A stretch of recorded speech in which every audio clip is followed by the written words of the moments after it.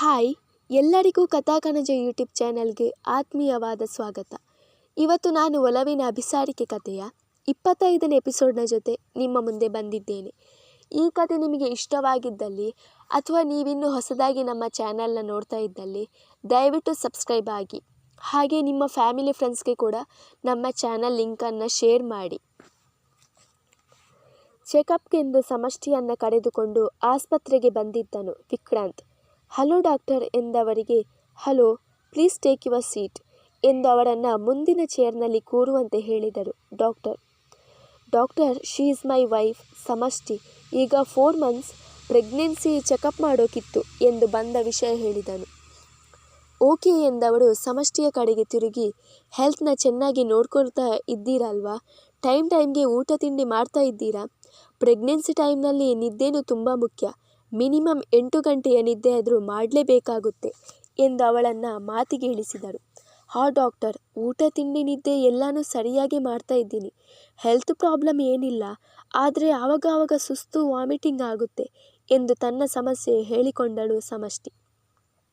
Pregnancy ಟೈಮ್ನಲ್ಲಿ ವಾಕರಿಕೆ ಬರೋದು, ತಲೆ ಸುತ್ತೋದು, ತಿಂದಿದ್ದೆಲ್ಲ ವಾಮಿಟ್ ಆಗೋದು ಇಟ್ಸ್ ನ್ಯಾಚುರಲ್ ಎಂದವರು, ಬನ್ನಿ ಯಾವುದಕ್ಕೂ ಒಂದು ಸಲ ಸ್ಕ್ಯಾನಿಂಗ್ ಮಾಡೋಣ ಎಂದು ಹೇಳಿ ಅವಳನ್ನು ಒಳಗೆ ಕರೆದುಕೊಂಡು ಹೋದರೆ ವಿಕ್ರಾಂತ್ ಮಾತ್ರ ಹೊರಗೆಯೇ ಕೂತಿದ್ದ.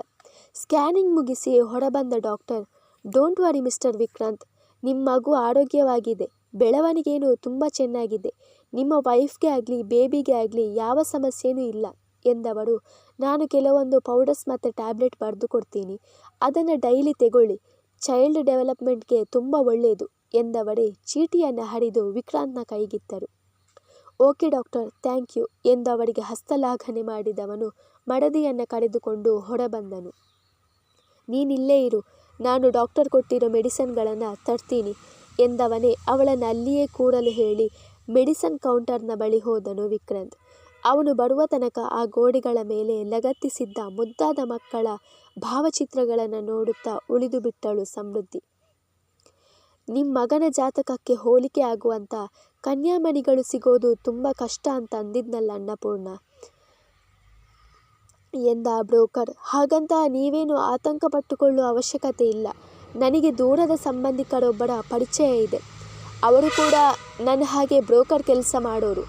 ಅವರು ನನಗೆ ನಿಮ್ಮ ಮೊಮ್ಮಗನ ಜಾತಕಕ್ಕೆ ಸರಿ ಹೊಂದುವಂಥ ಕೆಲವು ಹುಡುಗಿಯರ ಫೋಟೋ ಕೊಟ್ಟಿದ್ದಾರೆ. ಇದರಲ್ಲೇ ನಿಮ್ಮ ಮೊಮ್ಮಗನಿಗೆ ಎಂಥ ಹುಡುಗಿ ಬೇಕು ಅಂತ ಆರಿಸಿಕೊಳ್ಳಿ. ಹಾಗೆ ಇನ್ನೊಂದು ಮಾತು, ಈ ಎಲ್ಲ ಹೆಣ್ಣು ಮಕ್ಕಳು ಕೂಡ ಅನುಕೂಲಸ್ಥರ ಮನೆಯ ಹೆಣ್ಣು ಮಕ್ಕಳೇ, ಯಾವುದಕ್ಕೂ ಕೊರತೆ ಇಲ್ಲ. ನಿಮ್ಮ ಮನೆತನಕ್ಕೆ ಅಂತಸ್ತಿಗೆ ಸರಿ ಹೊಂದೋ ಕನ್ಯಾಮಣಿಗಳು ಎಂದವರೇ ಅವರ ಮುಂದೆ ಹುಡುಗಿಯರ ಫೋಟೋಗಳನ್ನು ಚದುರಿದರು.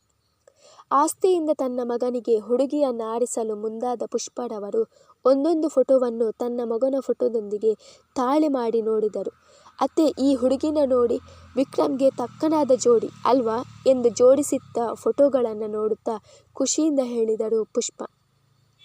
ಆದರೆ ಅನ್ನಪೂರ್ಣರವರ ಮುಖದ ಮೇಲೆ ಯಾವ ಖುಷಿಯೂ ಕಾಣಲಿಲ್ಲ. ಒಂಚೂರು ಚೆನ್ನಾಗಿಲ್ಲ. ನಿನ್ನ ಮಗನಿಗೆ ಈ ಮನೆಗೆ ತಕ್ಕನಾದ ಹುಡುಗಿ ಅಂದರೆ ಅದು ಸಮೃದ್ಧಿ ಮಾತ್ರ. ನನ್ನ ಮೊಮ್ಮಗನಿಗೆ ಅವಳೇ ಸರಿಯಾದ ಜೋಡಿ. ಅವಳ ಜಾಗದಲ್ಲಿ ಬೇರೆ ಯಾವ ಹುಡುಗಿನ ಕೂಡ ನಾನು ನೋಡೋಕೆ ಇಷ್ಟಪಡಲ್ಲ ಎಂದು ಕಡ್ಡಿ ತುಂಡು ಮಾಡಿದಂತೆ ಹೇಳಿದರು. ಅತ್ತೆ, ನನ್ನ ಮಾತು ಸ್ವಲ್ಪ ಕೇಳಿ ಎಂದವರು ತನ್ನ ಮಾತನ್ನು ಪೂರ್ತಿಗೊಳಿಸುವ ಮುನ್ನವೇ, ನೀನೇನು ಹೇಳೋಕೆ ಬರಬೇಡ ಪುಷ್ಪ, ನೀನು ಏನು ಹೇಳೋಕ್ಕೆ ಹೊರಟಿದ್ದಿ ಅಂತ ನನಗೆ ಚೆನ್ನಾಗೇ ಗೊತ್ತು ಎಂದವರು ಕೋಪದ ಸೋಗು ಹಾಕಿ ಗಲ್ಲದ ಮೇಲೆ ಕೈಯಿಟ್ಟು ಕೂತರೆ ಅವರನ್ನು ಕಂಡು ನಗು ಬಂದು ಬಿಟ್ಟಿತ್ತು ಪುಷ್ಪರವರಿಗೆ. ಅಷ್ಟರಲ್ಲಿ ವಿಕ್ರಾಂತ್ ಮತ್ತು ಸಮಷ್ಟಿ ಕೂಡ ಮನೆಗೆ ಬಂದಿದ್ದರು. ವಿಕ್ಕಿ, ಡಾಕ್ಟರ್ ಹತ್ರ ಹೋಗಿ ಬಂದ್ರಾ? ಏನಂದ್ರು ಡಾಕ್ಟರ್? ಏನು ಸಮಸ್ಯೆ ಇಲ್ಲ ತಾನೆ ಎಂದು ಕಾಳಜಿಯಿಂದ ಕೇಳಿದರು ಪುಷ್ಪ. ಇಲ್ಲಮ್ಮ, ಮಗು ಆರೋಗ್ಯವಾಗೇ ಇದೆಯಂತೆ, ಏನೂ ಪ್ರಾಬ್ಲಮ್ ಇಲ್ಲ, ವರಿ ಮಾಡಿಕೊಳ್ಳುವಂಥದ್ದು ಏನಿಲ್ಲ ಅಂತಂದರು ಎಂದವನೇ, ನಾನು ಫ್ರೆಶ್ ಅಪ್ ಆಗಿ ಬರ್ತೀನಿ ಎಂದು ಹೇಳಿ ಕೋಣೆಯತ್ತ ಹೆಜ್ಜೆ ಹಾಕಿದನು ವಿಕ್ರಾಂತ್. ಸಮಷ್ಟಿ, ನೀನು ಹೋಗಿ ಸ್ವಲ್ಪ ಹೊತ್ತು ರೆಸ್ಟ್ ಮಾಡಮ್ಮ. ಹೊರಗಡೆ ಹೋಗಿ ಬಂದು ನಿನಗೂ ಸುಸ್ತಾಗಿರುತ್ತೆ.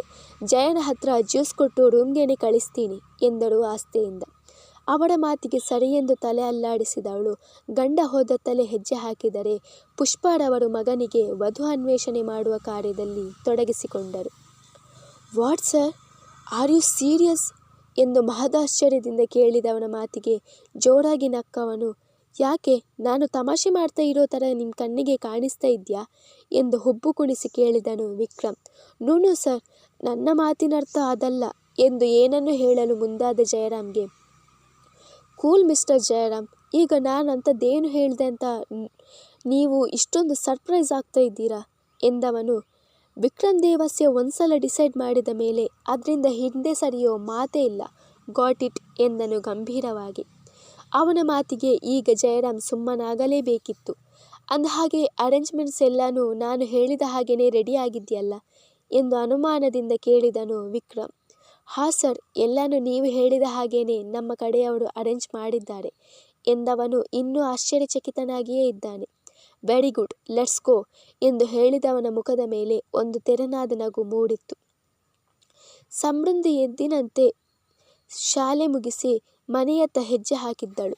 ಸಂಜೆಯ ಸಮಯ ಆಗಿದ್ದರಿಂದ ಅವಳು ಬರುತ್ತಿದ್ದ ರಸ್ತೆಯಲ್ಲಿ ಪುಟಾಣಿ ಮಕ್ಕಳದ್ದೇ ಕಾರುಬಾರು. ಆ ಪುಟ್ಟ ಪುಟ್ಟ ಮಕ್ಕಳೊಂದಿಗೆ ತಾನು ಮಗುವಾಗಿದ್ದಳು ಸಮೃದ್ಧಿ.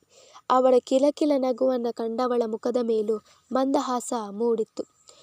ಮಕ್ಕಳ ಜೊತೆಯೇ ಹೆಜ್ಜೆ ಹಾಕುತ್ತಿದ್ದಳು. ಅಷ್ಟರಲ್ಲಿ ಟೀಚರ್ ಟೀಚರ್ ಎಂದು ಕರೆದ ಮಕ್ಕಳ ಧ್ವನಿ ತೂರಿಕೊಂಡು ತನ್ನ ಪಾಡಿಗೆ ತಾನು ಮುಂದೆ ಹೋಗುತ್ತಿದ್ದವಳ ಕಿವಿಗೆ ಬಿದ್ದಿತ್ತು. ತಕ್ಷಣ ತನ್ನ ನಡಿಗೆಯನ್ನು ತಟಸ್ಥಗೊಳಿಸಿದ ಸಮೃದ್ಧಿ ಆತಂಕದಿಂದ ಹಿಂದೆ ತಿರುಗಿ ನೋಡಿದರೆ ಪುಟ್ಟ ಪುಟಾಣಿ ಮಕ್ಕಳೆಲ್ಲರೂ ಕೈಯಲ್ಲಿ ಹೂವಿನ ಗುಚ್ಛ ಹಿಡಿದು ಗುಂಪಾಗಿ ಅವಳ ಸುತ್ತಮುತ್ತ ಸುತ್ತುವರೆದರು. ಕೆಂಪು, ಹಳದಿ, ಬಿಳಿ ಹೀಗೆ ಬಣ್ಣ ಬಣ್ಣದ ಗುಲಾಬಿ ಹೂವುಗಳನ್ನು ಮಕ್ಕಳೆಲ್ಲರ ಕೈಯಲ್ಲೂ ಇತ್ತು. ಒಟ್ಟಿನಲ್ಲಿ ಮಾರ್ಕೆಟ್ನಲ್ಲಿದ್ದ ಎಲ್ಲ ಹೂವುಗಳು ಕೂಡ ಅವಳ ಸುತ್ತ ಸುತ್ತುವರೆದಿದ್ದವು. ಹೂವಿನ ತೋಟದಲ್ಲಿ ನಿಂತಿದ್ದ ಸುಂದರಿ ಕಿನ್ನರಿಯಂತೆ ಕಾಣುತ್ತಿದ್ದಳು ಸಮೃದ್ಧಿ. ಅದನ್ನು ಕಂಡು ಒಂದು ಕ್ಷಣ ಅವಳು ಕೂಡ ಗೊಂದಲಕ್ಕೆ ಒಳಗಾದಳು. ಅಷ್ಟರಲ್ಲಿ ಆ ಗುಂಪಿನಿಂದ ಪುಟಾಣಿ ಹುಡುಗನೊಬ್ಬ ಮುಂದೆ ಬಂದು ಟೀಚರ್ ಎಂದು ಹೇಳಿ ಅವಳ ಮುಂದೆ ಗುಲಾಬಿ ಹೂವು ಹಿಡಿದಿದ್ದನು. ಈಗಂತೂ ಅವಳು ಕಕ್ಕಾಬಿಕ್ಕಿಯಾದಳು. ಯಾಕೆಂದರೆ ಆ ಹುಡುಗ ಮಾಡಿದ ಹಾಗೆಯೇ ಉಳಿದೆಲ್ಲ ಮಕ್ಕಳು ಕೂಡ ಒಬ್ಬೊಬ್ಬರಾಗೆ ಅವಳ ಮುಂದೆ ಗುಲಾಬಿ ಹೂವು ಹಿಡಿದಿದ್ದರು. ಅವಳ ಕೈಯಿಂದ ಹೂವುಗಳನ್ನು ಪಡೆದುಕೊಂಡವಳು ಅತ್ತಿತ್ತ ನೋಡುತ್ತಾ, ಇದನ್ನೆಲ್ಲ ಯಾರು ಕೊಟ್ಟಿದ್ದು ಮಕ್ಕಳ ಎಂದು ಆ ಮಕ್ಕಳ ಬಳಿ ಆಸ್ಥೆಯಿಂದ ಕೇಳಿದಳು ಸಮೃದ್ಧಿ. ಅವರು ಎಂದು ಒಕ್ಕೊರಲಿನಿಂದ ನುಡಿದ ಮಕ್ಕಳೆಲ್ಲರೂ ಮುಂದೆ ತೋರು ಬೆರಳು ತೋರಿಸಿದರೆ ಅವಳ ನೋಟವು ಅವರು ಕೈ ತೋರಿದತ್ತಲೇ ಹೋಗಿತ್ತು. ಯಾರು ಎಂದು ಮಕ್ಕಳನ್ನು ಸರಿಸಿ ನೋಡಿದವಳಿಗೆ ದಿಗ್ಭ್ರಾಂತಿಯಾಗಿತ್ತು. ಯಾಕೆಂದರೆ ಅಲ್ಲಿ ನಿಂತಿದ್ದದ್ದು ವಿಕ್ರಮ್ ದೇವಸ್ಯ. ಕಾರುಗೆ ಒರಗಿ ಕೈಕಟ್ಟಿ ನಿಂತಿದ್ದವನ ಮುಖದ ಮೇಲೆ ಮಂದಹಾಸ ಮೂಡಿತ್ತು. ತದೇಕ ಚಿತ್ತದಿಂದ ಅವಳನ್ನೇ ನೋಡುತ್ತಾ ನಿಂತು ಬಿಟ್ಟವನು ಬಲಗೈಯನ್ನು ಜೇಬಿನೊಳಗೆ ತೂರಿಸಿ ಅವಳತ್ತಲೇ ಹೆಜ್ಜೆ ಹಾಕಿ ಬಂದನು. ಆ ಮಕ್ಕಳೆಲ್ಲರನ್ನೂ ತನ್ನ ಬಳಿ ಕರೆದವನು ಅವರ ಸಮಕ್ಕೆ ಸರಿಯಾಗಿ ಕೂತು ಥ್ಯಾಂಕ್ ಯು ಡಿಯರ್ ಚಿಲ್ಡ್ರನ್ಸ್ ಎಂದು ಹೇಳಿ ಅವರೆಲ್ಲರಿಗೂ ತಾನು ತಂದಿದ್ದ ಚಾಕ್ಲೇಟ್ ಕೊಟ್ಟನು. ಮಕ್ಕಳೆಲ್ಲರ ಮುಖದಲ್ಲೂ ಸಂಭ್ರಮದ ನಗು ಮೂಡಿತ್ತು ಚಾಕ್ಲೇಟ್ಗಳನ್ನು ಕಂಡು. ಅವರ ಕೈಯಿಂದ ಚಾಕ್ಲೇಟ್ಗಳನ್ನು ಪಡೆದುಕೊಂಡ ಮಕ್ಕಳು ಮುಂದೆ ಹೆಜ್ಜೆ ಹಾಕಿದರೆ ಸಮೃದ್ಧಿ ಮಾತ್ರ ಬಿಟ್ಟ ಕಣ್ಣು ಬಿಟ್ಟಂತೆ ಮೂಕ ವಿಸ್ಮಿತಳಾಗಿ ಅವನನ್ನೇ ನೋಡುತ್ತಿದ್ದಾಳೆ. ಹಲೋ ಮಿಸ್ ಆಗಿಬಿಟ್ರಾ ಹೇಗೆ ಎಂದು ನಸುನಗುತ್ತಲೇ ಅವಳ ಮುಂದೆ ಚಿಟಿಕೆ ಹೊಡೆದನು ವಿಕ್ರಮ್. ಈಗ ವಾಸ್ತವಕ್ಕೆ ಮರಳಿದವಳು, ವಿಕ್ರಮ್ ಏನಿದೆಲ್ಲ, ಈ ಕೆಲಸ ಎಲ್ಲ ನಿಮ್ಮದೇನಾ ಎಂದು ಹುಬ್ಬು ಏರಿಸಿ ಕೇಳಿದರೆ, ಏನು ಬೋರಿಂಗ್ ಟೀಚರ್ ನೀವು, ಆ ಮಕ್ಕಳಿಗೆ ಕ್ಲಾಸ್ ತಗೊಂಡಿದ್ದು ಸಾಕಾಗಲಿಲ್ಲ ಅಂತ ಈಗ ನನಗೂ ಕ್ಲಾಸ್ ತಗೊಳ್ತಾ ಇದ್ದೀರಲ್ಲ ಎಂದು ಕೇಳಿದನು. ವಿಕ್ರಮ್ ಅದೆಲ್ಲ ಬಿಡಿ ಎಂಬವಳು ತನ್ನ ಮಾತನ್ನು ಮುಂದುವರಿಸುವ ಮುಂಚೆಯೇ ಅವಳ ಮುಂದೆ ಮಂಡಿ ಊರಿ ಕೂತವನು I love you Samriddhi, will you marry me ಎಂದವಳ ಕಣ್ಣಲ್ಲಿ ಕಣ್ಣಿಟ್ಟು ತಾನು ತಂದಿದ್ದ ಹೂಗುಚ್ಛವನ್ನು ಮುಂದೆ ಹಿಡಿದು ಕೇಳಿದನು. ಈಗಂತೂ ಅವಳಿಗೆ ತಲೆ ಸುತ್ತಿದ ಹಾಗಾಗಿತ್ತು. ನಿರ್ಜೀವ ಗೊಂಬೆಯಂತೆ ನಿಂತು ಬಿಟ್ಟಳು ಸಮೃದ್ಧಿ. ವಿಕ್ರಮ್ ಎಂದು ತಡವರಿಸಿದವಳ ಧ್ವನಿ ನಡುಗುತ್ತಿದೆ. ಹೇಳಿ ಸಮೃದ್ಧಿ, ನೀವು ನನ್ನನ್ನು ಮದುವೆ ಆಗ್ತೀರಾ, ನನ್ನ ಬಾಳ ಸಂಗಾತಿಯಾಗಿ ಬರ್ತೀರಾ ಎಂದು ಮತ್ತೊಮ್ಮೆ ಕೇಳಿದನು.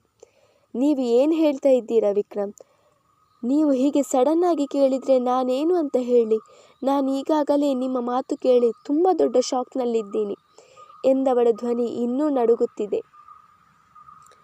ನನ್ನ ಪ್ರಶ್ನೆಗೆ ಉತ್ತರ ಸಿಗಲಿಲ್ಲ ಎಂದವನು. I can understand your situation Samriddhi, ನಾನು ಹೀಗೆ ಸಡನ್ನಾಗಿ ಪ್ರಪೋಸ್ ಮಾಡಿದ್ರಿಂದ ನಿಮಗೆ ಶಾಕ್ ಆಗಿದೆ ಅಂತ ನನಗೆ ಗೊತ್ತಿದೆ. ಆದರೆ ನಾನು ನಿಮ್ಮನ್ನು ತುಂಬ ಪ್ರೀತಿಸ್ತಾ ಇದ್ದೀನಿ. ಪ್ರೀತಿ ಅನ್ನೋದು ನಮ್ಮನ್ನು ಕೇಳಿ ಹೇಳಿ ಹುಟ್ಟಲ್ಲಲ್ವಾ? ನಿಮ್ಮ ಮೇಲೆ ಪೊಲೀಸ್ ಸ್ಟೇಷನ್ನಲ್ಲಿ ನಡೆದ ಘಟನೆಯಿಂದ ತುಂಬ ಕೋಪ ಬಂದಿತ್ತು. ಆದರೆ ಯಾವಾಗ ನನಗೆ ನಿಮ್ಮ ವ್ಯಕ್ತಿತ್ವದ ಪರಿಚಯ ಆಯಿತು, ಆವತ್ತೇ ನಿಮ್ಮ ಮೇಲಿದ್ದ ಎಲ್ಲ ಒಪಿನಿಯನ್ ಕೂಡ ಚೇಂಜ್ ಆಯಿತು. ನನ್ನ ಹೆಂಡತಿ ಆಗೋಳಿಗೆ ಯಾವೆಲ್ಲ ಗುಣಗಳು ಇರಬೇಕು ಅದೆಲ್ಲ ನಿಮ್ಮ ಹತ್ರ ಇದೆ. ನಾನು ನಿಮ್ಮ ರೂಪನ ನೋಡಿ ನಿಮ್ಮನ್ನು ಮೆಚ್ಚಿಕೊಂಡಿಲ್ಲ. ನಿಮ್ಮ ಗುಣ, ಹಿರಿಯರಿಗೆ ನೀವು ಕೊಡೋ ಗೌರವ, ಮಾತಾಡೋ ರೀತಿ ಇದನ್ನೆಲ್ಲ ನೋಡಿ ನಾನು ನಿಮ್ಮನ್ನು ಇಷ್ಟಪಟ್ಟಿದ್ದು. ಈಗಲಾದರೂ ನಿಮ್ಮ ಮನಸ್ಸಿನ ಮಾತನ್ನು ಹೇಳ್ಕೊಳ್ಳಿ. Will you marry me? Do you love me ಎಂದು ಕೇಳಿದನು ವಿಕ್ರಮ್. ಮುಂದುವರಿಯುವುದು.